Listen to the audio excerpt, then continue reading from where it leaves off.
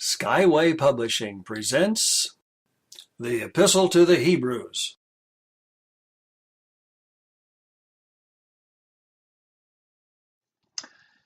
Chapter 8 of Hebrews is, as we mentioned before, a conclusion and drawing some lessons from the things that we've already seen. Let's get right into it. Verse 1 and verse 2. Now the things which we have spoken, this is the sum. We have such a high priest who is set on the right hand of the throne of the majesty in the heavens, a minister of the sanctuary and of the true tabernacle which the Lord pitched, and not man. Well, we have the kind of high priest that we've been talking about. This is the sum, maybe a better translation, the main point, the chief point. The things we've all been talking about, there's been a lot of information in these first 7 chapters in Hebrews. Here's the main point. We have the kind of high priest that we're looking for. That being the case, why would we need to think about going to anyone else? In Psalm 110, the first verse says, "The Lord said to my Lord, sit thou at my right hand until I make your enemies my footstool." That's quoted again in Matthew 22 and Acts chapter 2. Hebrews chapter 1 and some other places, Jesus is said to be sitting on the Father's right hand in heaven, or at least he's on the Father's right hand. With one exception, he's sitting. In Matthew chapter 7, he's said to be standing, but in this place here, it just says he's there. He is put there. He's placed there on the right hand of the Father. The right hand of the majesty or king on earth is the position of second in authority, my right-hand man. Jesus, when he went on trial, told the high priest that he would sit on the right hand of power. Chapter 14 of Mark and verse number 16, you shall see the Son of Man sitting on the right hand of power and coming in the clouds of heaven. The word tabernacle here in verse number 2, he's the minister of the true tabernacle which the Lord pitched, is translated from a word which usually has reference to the first room in the tent. You know, the tabernacle that Moses pitched had the holy place and then the most holy place. This word usually refers to that outer room, but sometimes it refers to the second room, as it does in chapter 9 and verse number 3 here in Hebrews. And sometimes it refers to the whole structure, as we'll see here in just a few more verses in verse number 5. But when it's used in connection with the word sanctuary, as it is here, he's a minister of the sanctuary and the true tabernacle, it refers to the first room. In this case, it refers to that of which the first room is the type. In other words, not the first room of the tabernacle, but what that symbolized. And if Jesus entering into the veil is going into heaven, then the outer room is the world in which we live, specifically the church, the body of the faithful in Jesus Christ. Whereas the second room symbolizes heaven, this first room symbolizes the church on earth. First tabernacle was a tent. It was pitched or set up by Moses and the people. Jesus was not a priest under that law, so he's the minister not of that tabernacle, but of the one tabernacle pitched by God, the church, the kingdom, as described and prophesied in Daniel 2 and verse 44. The tabernacle that Moses pitched was but a copy of the true tabernacle of God, which is the church, the kingdom of heaven, actually the family of God, whether on earth or in heaven. For every high priest, verse 3, is ordained to offer gifts and sacrifices, wherefore it is of necessity that this man have somewhat also to offer. For if he were on earth, he should not be a priest, seeing that there are priests that offer gifts according to the law, who serve unto the example and shadow of heavenly things, as Moses was admonished of God when he was about to make the tabernacle. For see, saith he, that thou make all things according to the pattern showed thee in the mount. The Old Testament high priest, the type, the shadow, which represented the true that was coming, was one who offered sacrifices. In Exodus chapter 29, you can see a detailed verse, and of course a detailed description, and of course the whole book of Leviticus describes the specific sacrifices that they were to offer. And therefore Jesus, who is the true priest, must offer some sort of sacrifice. But the sacrifice that Jesus offers is not an earthly sacrifice. It's not according to the law, for he's not a priest under that law. Exodus 25:40 records God's admonition to Moses to build according to the tabernacle. Souls are saved according to a pattern, just as is admonished here. That's what God said to Moses. The same applies to us as well. There is a pattern. In becoming a Christian, there is a pattern. The 6th chapter of Romans, in verse number 17, God be thanked that ye were the servants of sin, but ye have obeyed from the heart that form or pattern of doctrine that was delivered to you. The church is built according to a pattern. Matthew 16 and verse 15, go into all the world and preach the gospel to every creature. Every human being in the world is to hear that one pattern, that one plan by which all are to be saved. And souls live in the church according to a pattern. 1 Corinthians chapter 10 and verse number 6 says, now these things were our examples to the intent we should not lust after evil things as they also lusted. So learn from the past. Follow a pattern of what's right, what's wrong. Learn to distinguish between the two and follow the right example. In Philippians 3, verse 17 says, brethren, be followers together of me, and mark them which walk so as ye have us for an example. We are to look at the lifestyle and the doctrine of the apostles and follow after that particular pattern. We walk according to a pattern. God has always had a pattern for us. And all of these patterns are revealed from God, or from heaven by God, and cannot be changed by any other authority. The Apostle Paul wrote, as you may remember, in Galatians chapter 1, verses 8 and 9, though we or an angel from heaven preach any other gospel unto you than that which we have preached, let him be accursed. And he said the same thing again right after that. He said it twice so that we could get the message. The word of God, the pattern from God, cannot be changed. Verse 6 then says, but now has he obtained a more excellent ministry, by how much also he's the mediator of a better covenant, which was established upon better promises. Jesus' ministry is more excellent. That is more excellent than that of Moses, than that of the Aaronic priests, more excellent than anything the Old Testament offered, because it is authorized by a better law, as we saw in chapter 7, verse 28. It has a better sacrifice, chapter 7 and verse 27, and has a better effect, chapter 7 and verse 19. Also, it's not an example, a shadow, or a pattern, but the ministry of Christ is the true body, that to which everything else pointed. In Colossians chapter 2, verse number 17 speaks of the ordinances of the law, names several of them, and says, these are a shadow of things to come, but the body is of Christ. Everything that came before in the Old Testament was pointing to Jesus, was temporary, was impermanent, was imperfect. And we are to find the perfection that we seek only in Jesus Christ. And for this reason, Jesus has brought to us a covenant that is better than what the Jews had in the law. Abraham received a promise of land, a nation, and a blessing.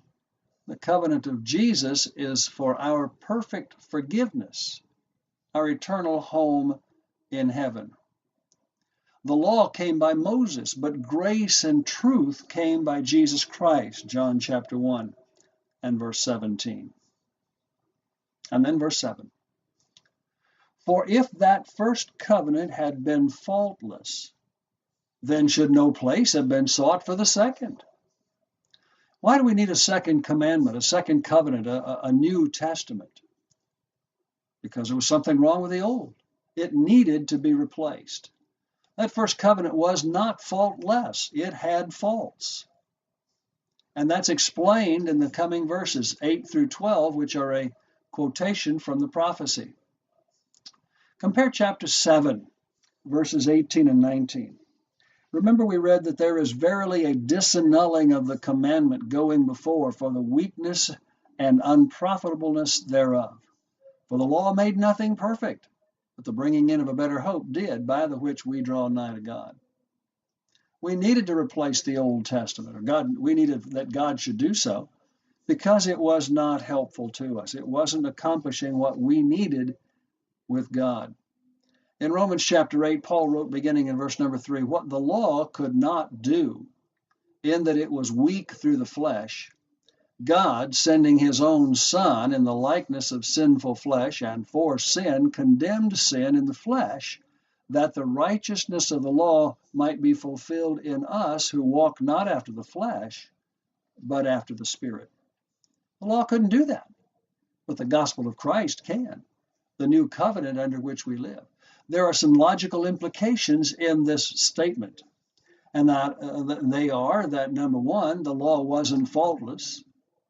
Number two, it had already been supplanted at the time of the writing of the Hebrew letter. And number three, there was a universally recognized reason for that replacement. In other words, it wasn't efficacious for us. It wasn't accomplishing what it was designed to do. All of that is wrapped up in this single verse. We've encountered the terms Old Covenant, New Covenant, Second Covenant. You know, sometimes there are those who make the argument, at least, that the terms Old Testament, New Testament are simply designations of man. Well, that's obviously not true. We're reading a passage right here in Hebrews chapter 7, 8, and 9, in which the answer to that question is going to be given in pretty firm and thorough detail. They are of the terms Old and New Testament covenant are of divine origin and not of human. The divisions in the Bible are not, therefore, of human origin. We see some books organized under the Old Testament and some books under the New Testament, and that's God's designation, God's organization, and not ours. Understanding this point is crucial to understanding not only the Epistle to the Hebrews, but the entire Bible, every word in both Testaments. Hebrews chapter 8 and verse 6 refers to a covenant. The words being inspired of God, this is thus a choice of God, a word chosen by God to identify the body of law or the rules by which a high priest serves, as we saw here just in this chapter, verses 5 and 6. The reference to a better covenant implies that two covenants are under consideration. One is better than the other. Then in verse 7, we find references to a first and a second. Thus, we have specific references to a first covenant, a second covenant. These are God's designations, not man's. The words are inspired by God, breathed out by God. Man was directed to write these words. Verses 7 and 8 here in this 8th chapter of Hebrews then show fault with the first covenant and its replacement by the second covenant, which in verse 8 is also called the new covenant. Hebrews 8:13 argues logically that when the replacement is called new, then that which it replaced must necessarily be called old. If this is the new one, what's that? Well, that would be the old one. In chapter 9, then, a contrast is shown between the old covenant and the new covenant, explaining why it was necessary that the new covenant be brought in. We'll see that in verses 8 and 9. and showing that it was brought in by Jesus of Nazareth. That's in verse 11. So we know exactly when it started. We know why it was given. As Jesus is called the mediator of a better covenant in the beginning of this long argument here at chapter 8 and verse 6. So after the presentation of proof of his authority, he's called the mediator of the New Testament, chapter 9 and verse 15. And so these terms being linked from the introduction to the conclusion by a single argument are synonymous. Better covenant, New Testament, same terms. In Hebrews 9 and verse 18, we see the same construction as we see in the first half of chapter 8 and verse 7. That is, the word testament is clear from the context of verses 17 through 20. It's the object of the grammar. We see that the New Testament, Old Covenant, New Covenant apply equally in both directions. The first, second, Old, New Testament, Covenant, these words all match up to refer simply to the two bodies of law that God gave to the world.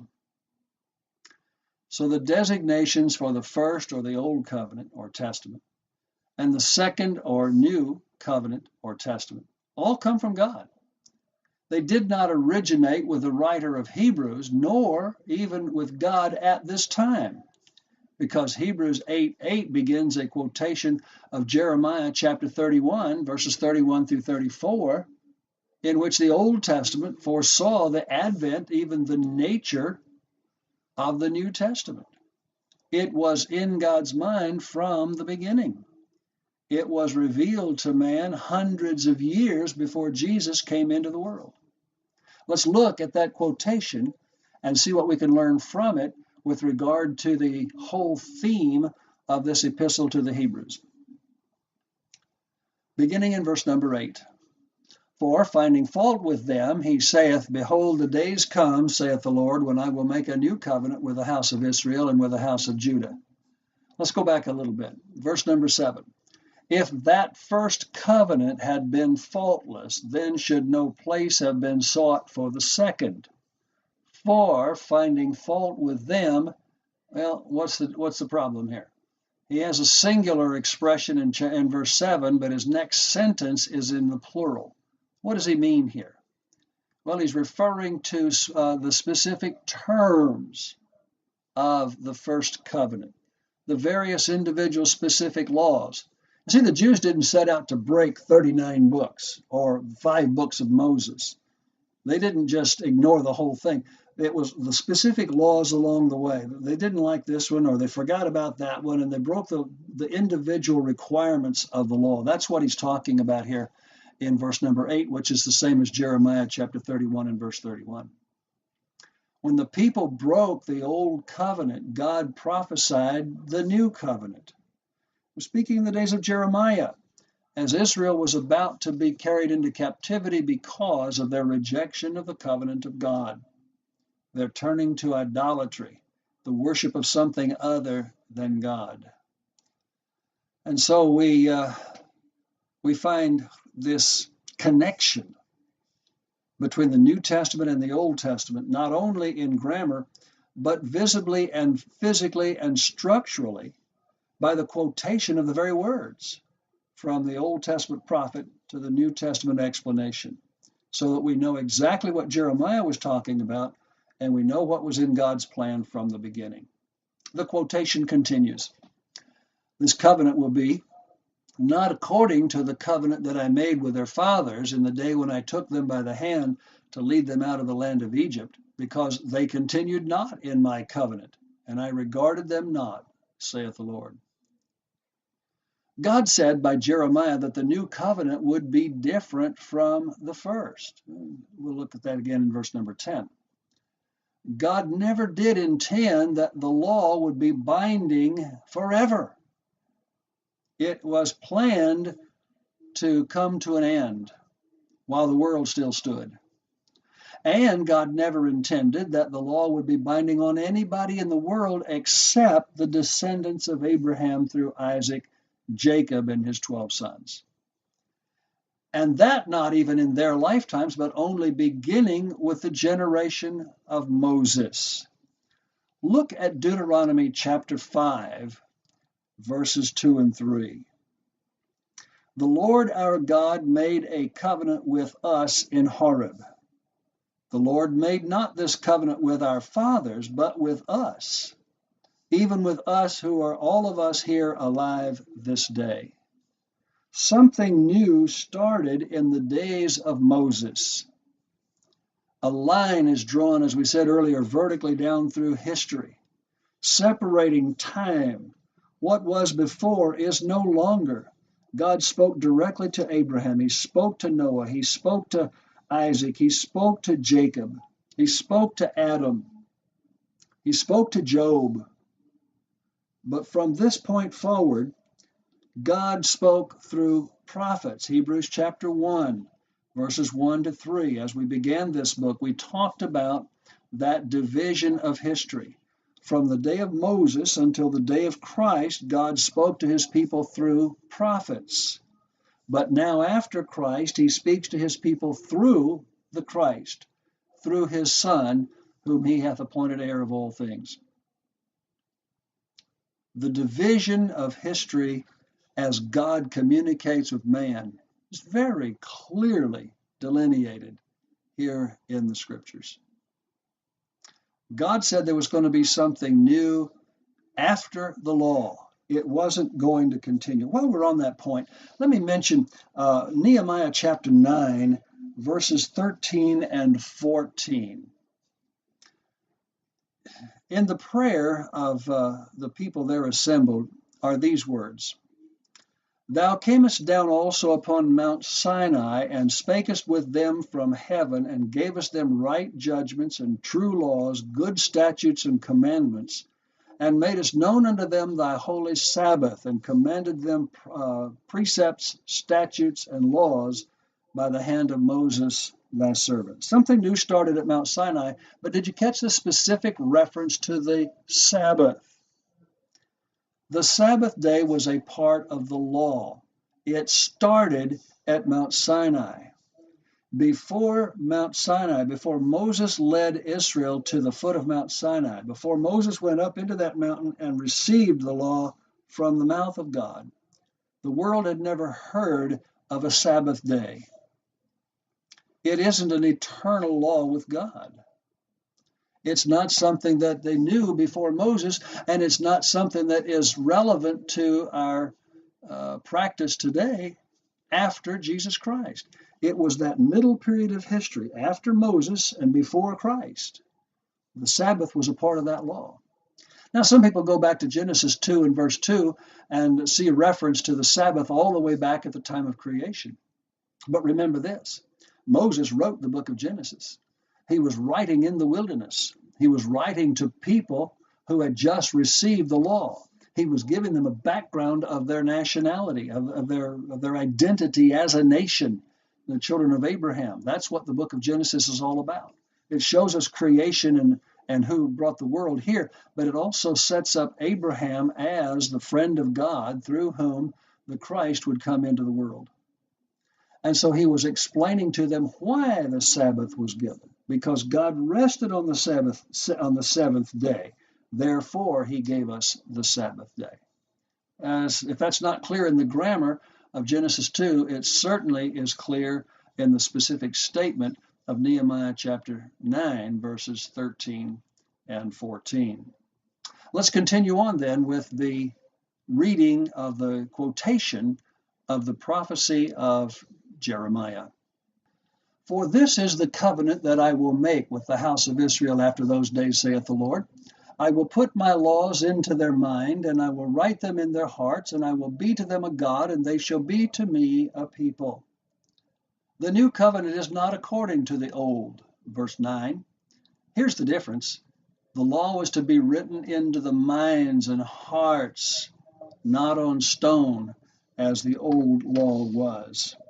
In 2 Corinthians chapter 3, Verse number 3, the Apostle Paul by inspiration wrote, "For as much as ye are manifestly declared to be the epistle of Christ, ministered by us, written not with ink, but with the Spirit of the living God, not in tables of stone, but in fleshly tables of the heart." The covenant that we have with God is, of course, it's written, it's in the book. But the relationship that we have with God is not just limited to the ink on the page. It's not just the carving in stone. It's not just, here's the book, here's what God said do, let's go do it. It's the personal, emotional, deeply heartfelt connection with God. And that's explained probably a little better than I could do in the next couple of verses. They shall not teach every man his neighbor and every man his brother, saying, Know the Lord, for all shall know me, from the least to the greatest. That sounds a little confusing to people, especially to people who are more familiar maybe with the Old Testament and the physical way of doing things. The Jews were brothers by physical birth. They were born into the family of God just because they were biological descendants of Abraham, Isaac, and Jacob. But they, like all men, were born without any knowledge. They didn't know God. And as they grew up, when they came to age where they could learn, they had to be taught how to understand God. They had to be taught who God is and what it means to be a child of God. These things they had to learn along the way after they were already born into the family of God. But brothers under the new covenant become so by obeying God, whom they have to know before obeying and before becoming his people. You see, we are children of God today because we're added to his family. But we're only added to his family after we obey the law of Christ. And we can only obey the law of Christ after we learn it, after we hear it and understand it and believe it. Then we obey the gospel. We know who God is. We know why we are in his family. So there isn't any need to teach a Christian to know who God is, or to know what a Christian is, or to know what it means to be the family of God. Every soul under this covenant with God, from the least to the greatest, came in by the same way. There's only one plan of salvation for all people. If we are in the family of God today, it's because we know who God is, and we believe that Jesus is his Son, and the Bible is his true word. So he concludes in verse 12. Jeremiah concludes, and the writer concludes the quotation. For I will be merciful unto their unrighteousness, and their sins and their iniquities will I remember no more. That's why they know me. They will all know me from the least to the greatest, because I will be merciful to their unrighteousness. In other words, people come to know the Lord by receiving his mercy after they hear his word. Mercy to our unrighteousness is equivalent here to sins and iniquities not being remembered in the previous verse. It's the process of the remission of sins, which requires first hearing of Christ, believing in Christ, repenting from sins, and confessing Christ and being baptized into him. So the whole process here, the whole idea of a relationship with God is exactly the opposite from what the Jews had.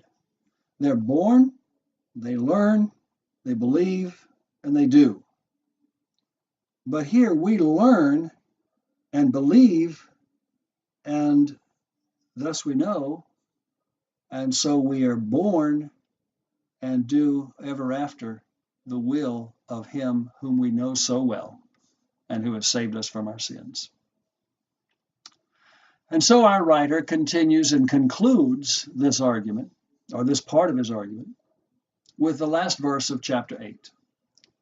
In that he saith, a new covenant, he hath made the first old. Now that which decayeth and waxeth old is ready to vanish away. Again, his argument is, we've got a new covenant here. Don't think about the old law. Don't give up Christ and go back to Moses. We got something new. That law is not valid anymore. And one of his arguments to show that, to prove that point, is the prophecy of Jeremiah, chapter 31, verses 31 to 34, which we've just quoted here in Hebrews 8, verses 8 through 12. The logic of the language of the prophecy is calling one covenant new necessarily makes the other covenant old, and then he calls upon us to remember a commonly understood truth. Old things decay, and what decays is discarded. The lesson of all of this is the logical conclusion of admitting Jesus as high priest, and that is that the Old Testament is no longer recognized by God as his rule for man. He has fulfilled it. He has replaced it with something better, and that better thing is the gospel of Jesus Christ. Hebrews chapter 8. Thank you for studying with this Confirming the Churches program produced by Skyway Publishing. Confirming the Churches exists to encourage and assist churches to adhere to the original teaching of the apostles of Jesus Christ regarding the organization, doctrine, worship, and work of all churches everywhere. Study guides, books, tracts, and essays in print and online, as well as audio and video productions on disc and online, are employed to this end. All are free of charge in the English language and in some other languages to mission churches around the world. To request the lessons of your choice or an in-person seminar with our evangelists and teachers, please see our listings and information at www.skywavepub.org or call toll-free in the U.S. and Canada to 844-650-3223. May God bless you today.